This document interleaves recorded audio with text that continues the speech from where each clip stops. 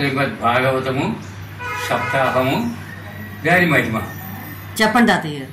భాగవత కథా మహిమ చెప్పండి. పూర్వకాలములో తుంగభద్రా నదీ తీరమున ఒక పట్టణమును సదాచార సంపన్నుడు నిష్ఠాగరిష్ఠుడైన ఆత్మదేవుడని బ్రాహ్మణుడు కలడు. ఆయన భార్య దుంధులి. ఆమె సౌందర్యవతి, క్రూర స్వభావం కలది, చాలా గడసరి. ఆ దంపతులకు సంపద ఉన్నది కానీ సంతానము లేదు.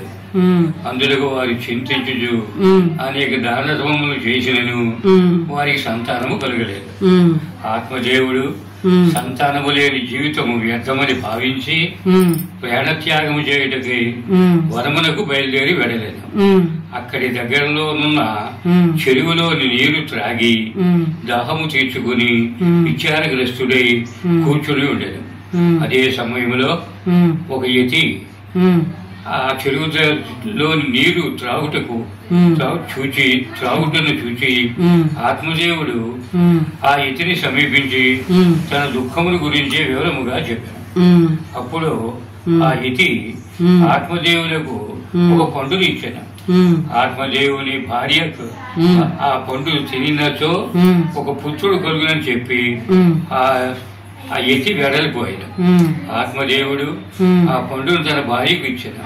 దుంధులి తనకు కలిగిన విచారమంతయు తన స్నేహితురాలికి గర్భవతులు అనుభవించు బాధలను, ప్రసవ బాధలను వివరించి చెప్పాను. అటు తరువాత దుంధులి సోదరి దుంధులి ఇంటికి వచ్చాను. ఆ సమయంలో దుంధులి సోదరి గర్భవతి. దుంధులి తనకు కలిగిన అవస్థను వివరముగా సోదరికి చెప్పాను. సోదరికి కలిగిన పుత్రుణ్ణి దుంధులికి ఇచ్చినట్లుగాను దుంధులి సోదరి భర్తకు కొంత ధనమును దుంధులి ఇచ్చుటకును ఒప్పందమును కుదుర్చుకోండి. అప్పటి వరకు దుంధులి గర్భముగా నున్నట్లు నటించవలసి వచ్చాను. దుంధులి తనకు ఇచ్చిన పండును వారి పర్యటనలోనున్న గోవులకు పెట్టాను. 6 నెలలు గడిచిన తరువాత దుంధులికైన బిడ్డ చనిపోయినది ప్రచారం చేసింది. సోదరి కనిన పుత్రుని రహస్యముగా దుంధులి ఇంటిలో పెంచుటకు సోదరి ఆదరమును కోరాను. అటు తరువాత గోవు కూడా ఒక పుత్రుని కనినది. గోవు కనిన పుత్రులకు గోకర్ణుడనియు దుంధులి సోదరి పుత్రులకు దుందుకారి అనియు నామకరణములు చేసిరి. గోకర్ణుడు పెరిగి పెద్దవాడై సమస్త శాస్త్రములు నేర్చుకుని మహాపండితుడు అయ్యాను.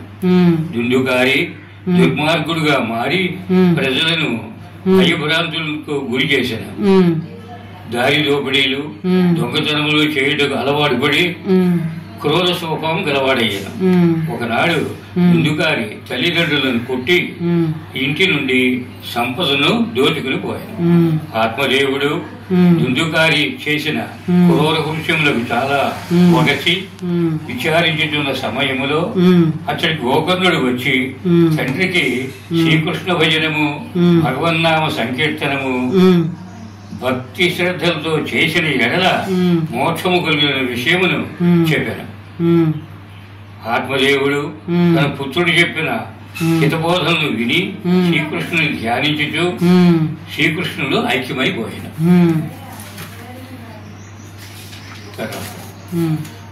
ఒకనాడు దుందుకారి తల్లి అయిన దుందుల్ని కొట్టి సంపదను దోచుకుని పోయాడు. దుందులి ప్రాణత్యాగము చేశాడు. దుందుకారి వేశ్యలను చేరదీసుకుని వాటిని పోషించుంటాడు. ఆ వేశ్యలను పోషించుటకై దుందుకారి దొంగతనములు, దారి దోపిడీలు చేసాడు. వాడు ఆ వేశ్యలు దుందుకారి వద్దనున్న ధనమును, ఆభరణములను చూచి వారికి దుర్బుద్ధి పుట్టి ఆ సంపదను పొందుటకు గాను ఆ వేశ్యలు దుందుకారిని చంపివేసింది. వేశ్యలు ఆ ధనమును తీసుకుని ఇంటి నుండి వెళ్లిపోయారు. దుందుకారి ప్రేతత్వమును పొంది అనేక ప్రదేశములో వాయురూపములో తిరుగుచుంటాను. గోకర్ణుడు తీర్థయాత్రను చేయించు దుందుకారి మరణించిన వార్తను తెలుసుకుని గైలో శ్వేతపిండముని విడిచిపెట్టాను. గోకర్ణుడు తీర్థయాత్రలు ముగించుకొని ఇంటికి వచ్చి బయట పడుకుని ఉన్న సమయములో వేసరూపములో ఉన్న దుందుగారి అనేక భీకర రూపములతో కనపడింది. గోకర్ణులకు దుందుగారి ప్రేత రూపము వచ్చుటకు గల కారణమును వివరముగా చెప్పాను. గోకర్ణుడు దుందుగారి ప్రేత రూపమును పోవుటకు అనేక యోచనలు చేసినను ప్రేత రూపము పోకుండా చేత సూర్య భగవాను దుందుగారుడు ప్రార్థించగా సూర్య భగవానుడు శ్రీమద్ భాగవత సప్తాహం చేయబడి పలికారు. ఇంకో పేజీ ఉంది అయిపోయింది. గోకర్ణుడు భాగవత సప్తాహము చేయుచుండగా ప్రేత రూపంలో ఉన్న దుందుకారి అక్కడ దగ్గరలో ఉన్న 7 కణుపులు గల వెదురు కర్రలో వాయు రూపములో ప్రవేశించి 7 రోజులు 12 స్కందములను భక్తి శ్రద్ధలతో విరుట చేత దుందుకారి ప్రేత రూపము పోయి దివ్యమంగళ స్వరూపుడై పట్టు పీతాంబరములు ధరించి అచ్చట ప్రత్యక్షమయ్యారు.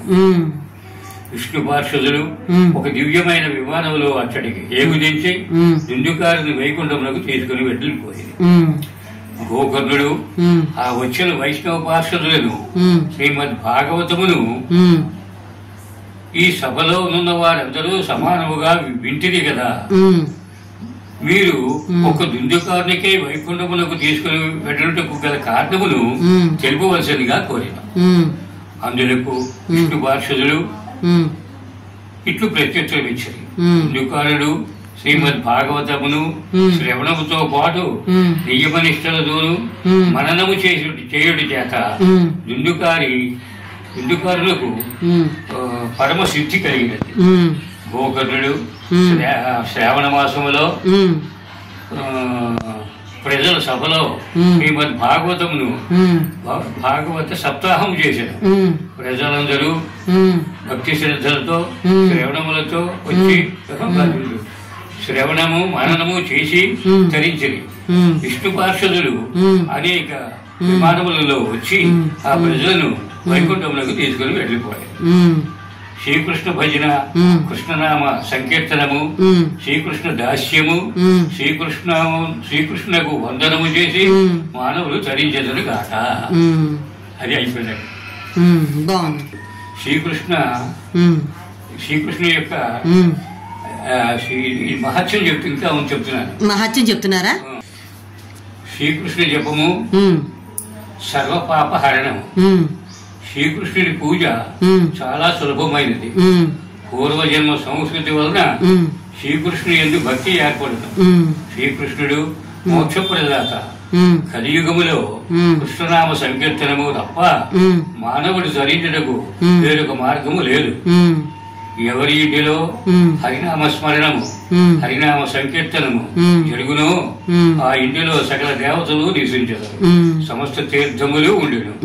చోర అగ్ని భయములు ఉండవు. అకాల మృత్యువులు ఉండవు. పత్రం, పుష్పం, ఫలం, తోయములతో ఏదో ఒక దానిని భక్తి శ్రద్ధలతో శ్రీకృష్ణుకు సమర్పించిన ఎడల శ్రీకృష్ణుడి పరమానందముతో వాటిని స్వీకరించను. తర్వాత ముక్తిని ప్రసాదించుడు. ఓ జీవుడా, శ్రీకృష్ణ మహామంత్రమును భక్తి శ్రద్ధలతో సంకీర్తనము చేయము. ఆ మహామంత్రము హరే కృష్ణ హరే కృష్ణ కృష్ణ కృష్ణ హరే హరే, హరే రామ రామ రామ హరే హరే.